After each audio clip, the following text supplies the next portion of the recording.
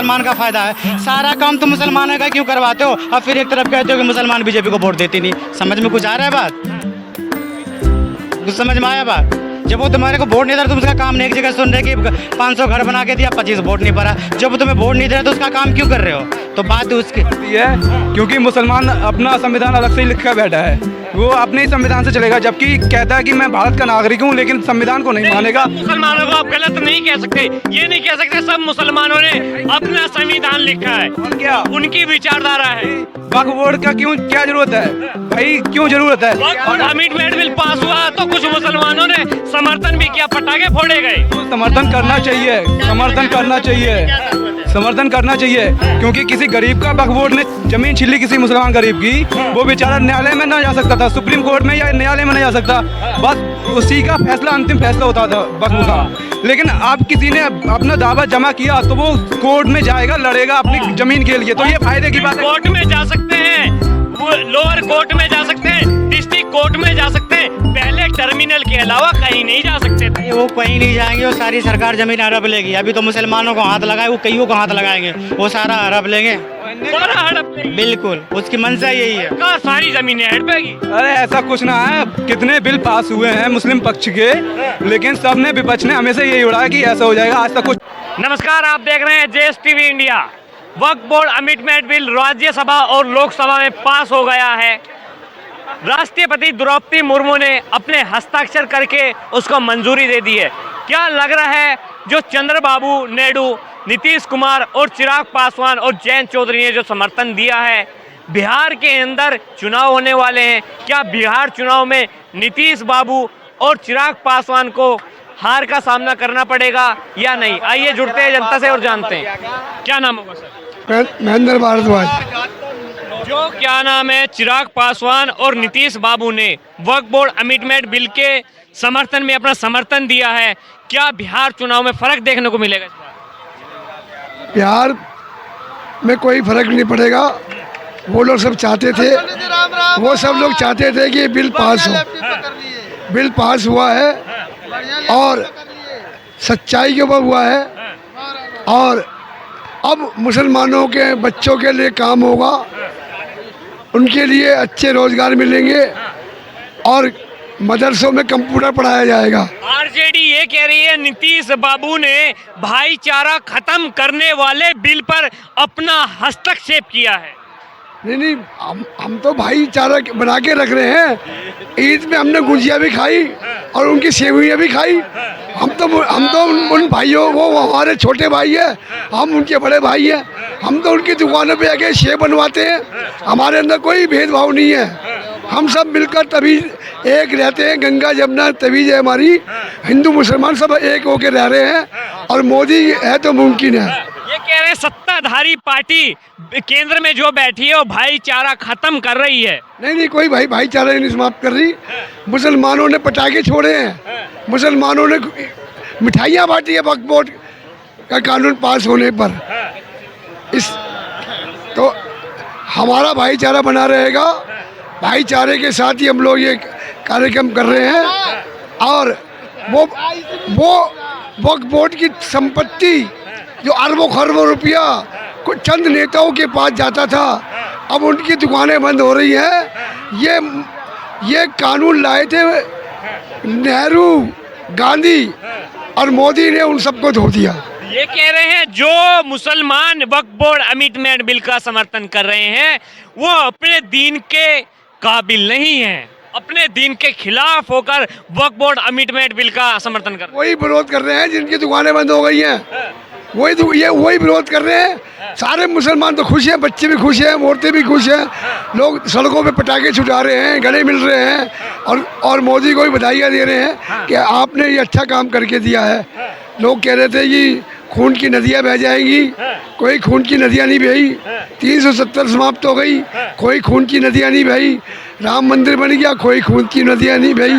क्या नाम होगा सर? मेरा नाम हिदायतुल्लाह खान है। वक्फ बोर्ड अमेंडमेंट बिल को राष्ट्रपति जी ने भी अपना हस्ताक्षर करके मंजूरी दे दी है, और आरजेडी कह रही है नीतीश बाबू ने और चिराग पासवान ने मुसलमानों के विरुद्ध जाकर इस बिल पे अपना समर्थन दिया है तो अपना नुकसान पाएगा भाई।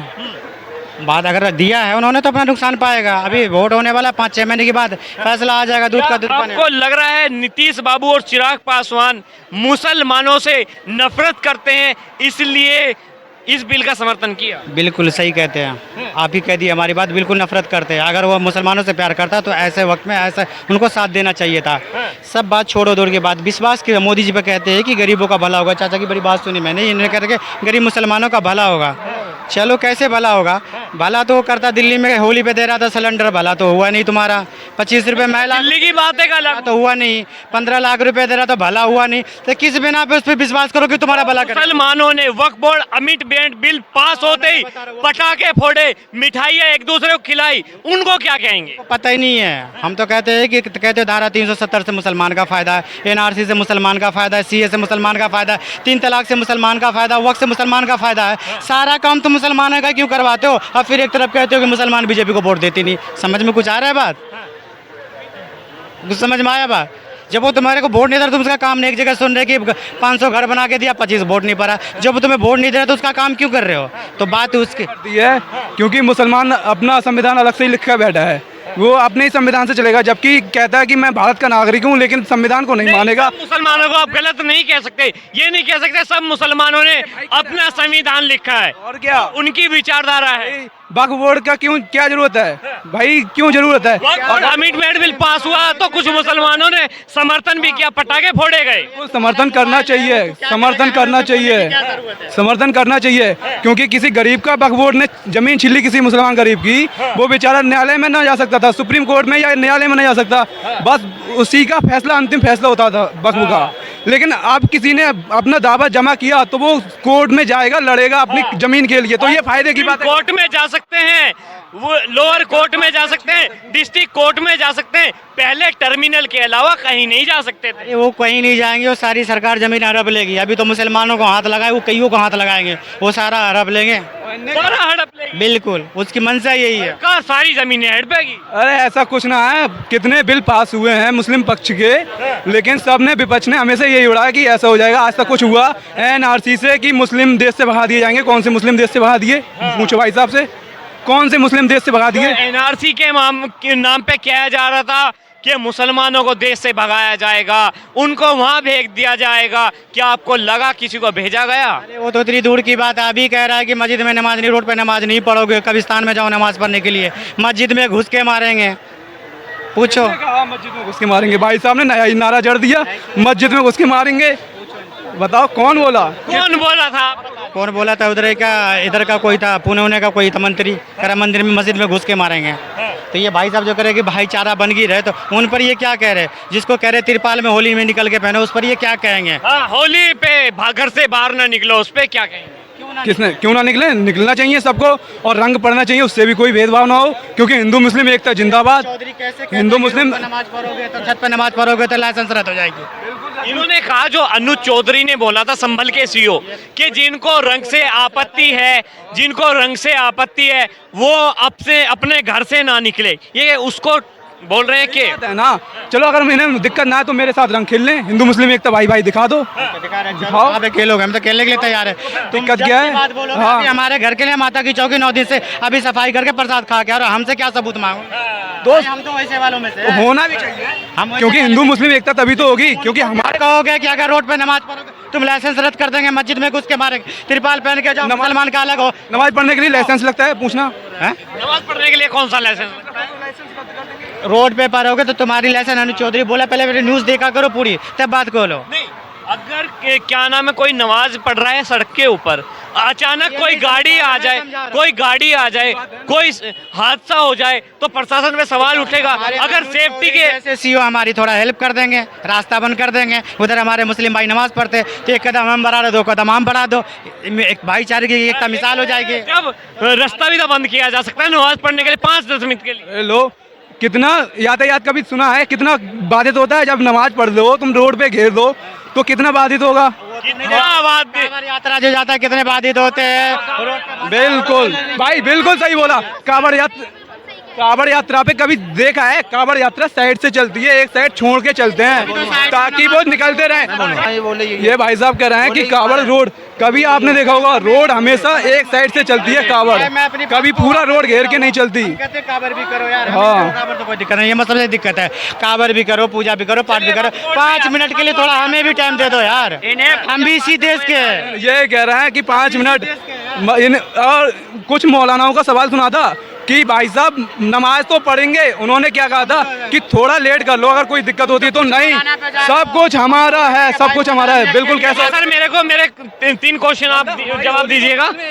रुकिए सर, मेरे 3 क्वेश्चन। जो सरकार ये कह रही है वक्फ बोर्ड ने आज तक ना तो कोई हॉस्पिटल बनाया, ना कोई कॉलेज बनाया, ना किसी गरीब मुसलमान को मकान देने का काम किया। अगर सरकार के अधीन चलेगा तो गरीब मुसलमानों का फायदा होगा। सारे मुसलमान का फायदा होगा, 20% मुसलमान है, जिसको दिक्कत होगा जाके कॉलर पकड़ लेगा उसका, तू टेंशन मत ले। तू जो आया है सिलेंडर मार देता, होली पे खुश हो जाता, 25 रुपए महिला को दे देता, खुश हो जाता, साफ पानी दे देता, खुश हो जाता, बिजली कट मार रही है उससे खुश हो जाता। अबे तू अपना काम करना, वो तो उसका काम है मुल्ला पंडित का, मस्जिद मस्जिद निमट लेगा। तू अपना जो काम करने आया, दिल्ली में कितनी पावर कट लग रही है, प्राइवेट स्कूलों की कितनी फीस हो रहा है, आए दिन कितनी मर्डर हो रही है, इस चीज़ का काम करो ना यार। सरकार ये काम करने आई है। जो कुछ मुसलमान गरीब मुसलमान ये कह रहे हैं वक्फ बोर्ड ने हमारी जमीनें कब्जा ली, हम सुप्रीम कोर्ट नहीं जा सकते, हम लोअर कोर्ट नहीं जा सकते, हम डिस्ट्रिक्ट कोर्ट नहीं जा सकते, टर्मिनली जाना पड़ता था। और अब सरकार ने हमारे हित में फैसला किया, अब हम सुप्रीम कोर्ट भी जा सकते हैं, लोअर कोर्ट भी जा सकते हैं, डिस्ट्रिक्ट कोर्ट भी जा सकते हैं। कोई कोर्ट नहीं जा सकते, पहले आप मोदी जी से निपटो तभी कोई कोर्ट जा सकते हो। जब तुम्हारी रहेगी तब नाम ना रहेगी, बांस ना बजेगी भोसली। अब ना रहेगा बांस ना बजेगी। अच्छी बात है ना, गरीब लोगों को इसमें बहुत हेल्प मिलेगी। जो खूब ठगा है ना ओवैसी ने बैठ के गरीबों का, वक्फ बोर्ड ने, अब सारा मुसलमान खुश है, गरीब मुसलमान खुश है। बाकी जो सड़कों पे उतरे हैं ना वो विपक्षी पार्टियों के कहने पे उतरे हैं, बाकी इससे ज़्यादा कुछ ना है। ये 2 दिन की वो है, सब ठंडे हो जाएंगे।